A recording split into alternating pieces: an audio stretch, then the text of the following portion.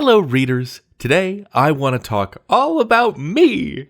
Well, I want to talk about three things. First, I want to talk all about me. Then I'm going to talk about you. And then we're going to talk about them. David, what are you talking about? You're probably asking. Well, in a word, POV. In 3 words, point of view. Every story has a point of view. It's being told to us by someone, a narrator. But who is that narrator?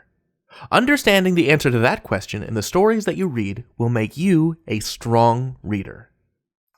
There are 3 different flavors of point of view. First, second, and third person.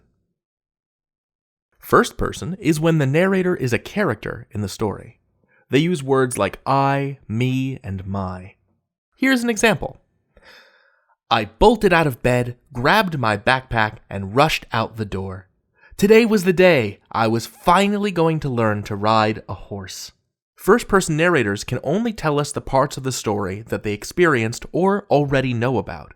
If something happens that the narrator doesn't know about, we, the reader, won't know about it either. Second person is when you are a character in the story. This is pretty rare.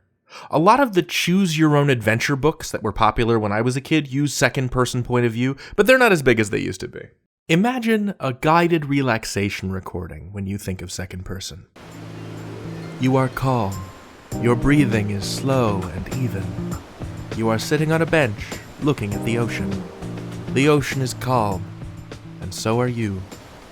This kind of point of view usually sounds like it's giving directions to you, the reader. The most common point of view in stories is the third person, a narrator who isn't a character in the story. A third-person narrator uses words like he, she, and they for characters in the story, instead of I or you. It lets the storyteller get inside the heads of characters to see how they're feeling, or what they're thinking. Here's an example.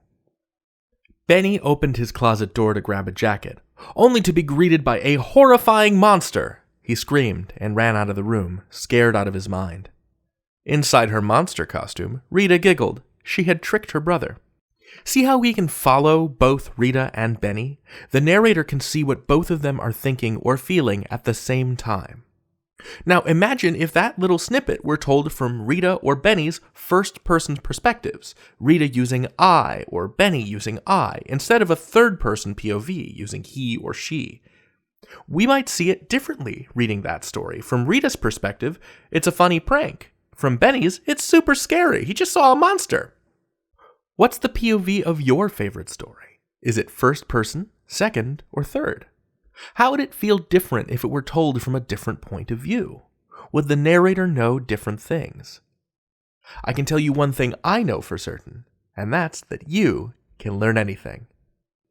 David out.